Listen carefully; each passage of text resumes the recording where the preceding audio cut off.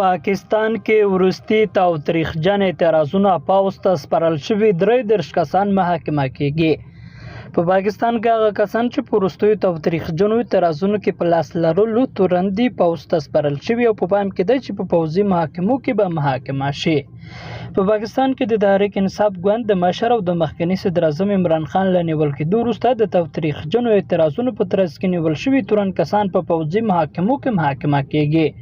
د پاکستان د کورنۍ چارو وزیر ناسن اولان نن ویل 33 کسان پوځ ته د محاکمې لپاره سپارل شوي.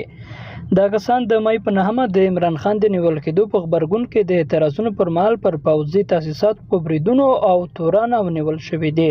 د دې اعتراضونو پر مهال د عمران خان له 2,000 زیات پلویان ونیول شول.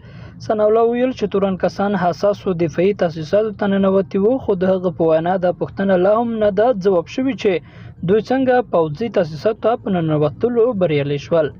په پوځي محاکمو کې د عمران خان د پلویانو د محاکمې پرېکړه د بشري حقوقو د نړیوالو کورنیو ډلو له انتقادونو سره مخامخ شوې ده.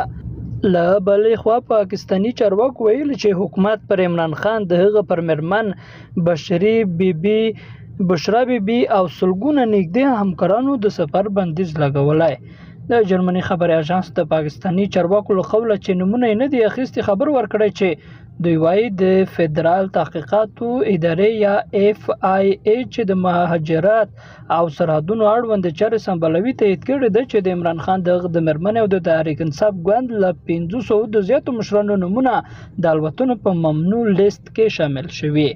قدرمنو لیدونکو له ملتیا او مننه ښه اوسئ.